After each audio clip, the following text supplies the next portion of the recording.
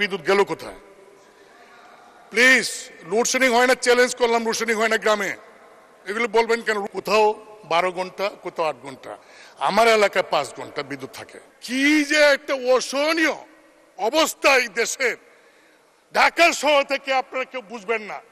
এই মুহূর্তে সারা দেশের মানুষ অনেক সমস্যা আছে, তার মধ্যে দুইটি সমস্যায় মানুষ খুবই এফেক্টেড।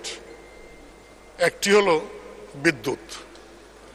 মানে স্পিকার, এই মৌসুমে সারা দেশে গ্রামে গঞ্জে 24 ঘন্টার মধ্যে কোথাও 12 ঘন্টা, কোথাও 8 ঘন্টা, আমার এলাকায় 5 ঘন্টা বিদ্যুৎ থাকে। মানে স্পিকার, আমরা জানি না, সরকার বলেছেন যে 28,000 বিদ্যুৎ উৎপাদনের ক্যাপাসিটি আছে, তাহলে বিদ্যুৎ গেল কোথায়? প্লিজ, লোডশেডিং হয় না, চ্যালেঞ্জ করলাম, লোডশেডিং হয় না গ্রামে, এগুলো বলবেন কেন? লোডশেডিং হয় না। আমার এলাকার মানুষ আমাকে বলেছে মাননীয় বিদ্যুৎ প্রতিমন্ত্রীকে দাওয়াত দিতে, আমার এলাকায় একটা দিন থাকার জন্য, লোডশেডিং হয় কিনা দেখার জন্য।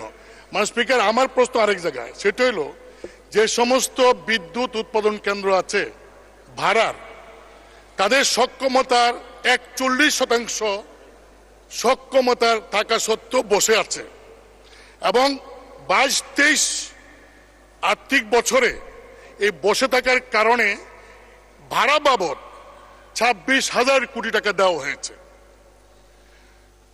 মানে স্পিকার, এর আগে এই পার্লামেন্টে গত অধিবেশন বলেছিলাম যে আমার এলাকায় প্রায় বিদ্যুৎ চলে যায়। মাননীয় বিদ্যুৎ প্রতিমন্ত্রী আমাকে চ্যালেঞ্জ করেছিলেন। আমি আজকে চ্যালেঞ্জ চাই না, আমি চাই 1900 শরীরে আমার এলাকায় একটু যাবেন, এই 2-4 দিনের মধ্যে একদিন, যে কয় ঘন্টা বিদ্যুৎ থাকে করিম মোস্তারা সহ গ্রাম এলাকায়।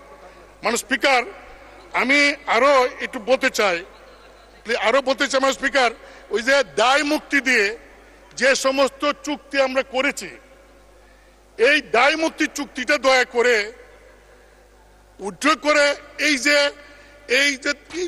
বসে বসে মানে দেওয়া হবে বিদ্যুৎ যদি উৎপাদন নাও করে, এই চুক্তি জনগণের সাথে বাতিল করেন।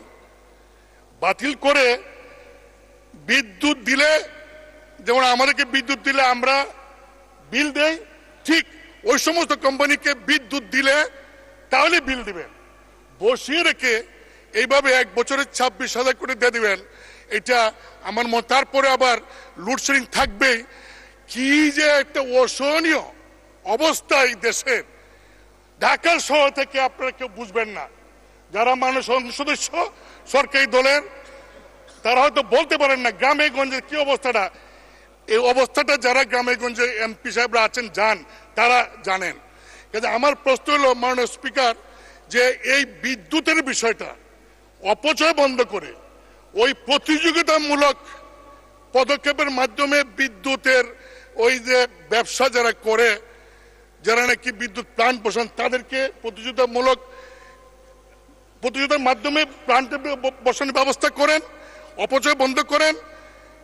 তাহলে আমার মনে হয় এই যে বিদ্যুৎ দাম বাড়াচ্ছেন, মানে স্পিকার, IMF এর কারণে 4 বছরে যদি ভর্তুকি, মাননীয় মন্ত্রী একটা সুন্দর কথা বলেন যে সমন্বয় মানে মূল্য বৃদ্ধি করেন, এটা বলতে লজ্জা হয়, বলেন যে সমন্বয়।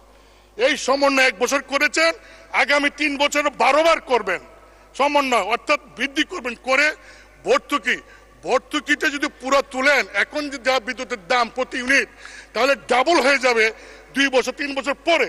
তখন মানুষ কিনতে পারবে কিনা আমি জানি না। আমি আপনার মাধ্যমে বিদ্যুৎ প্রতিমন্ত্রীর মধ্যে বলবো যে শুধুমাত্র দাম বৃদ্ধি না করে এমন কিছু পদক্ষেপ নেন, যে পদক্ষেপের মাধ্যমে জনগণের উপর চাপ না এসে এই একটা সহনীয় অবস্থায় আপনারা সরকারও থাকতে পারে, আর বিদ্যুৎ যাতে পাওয়া যায়।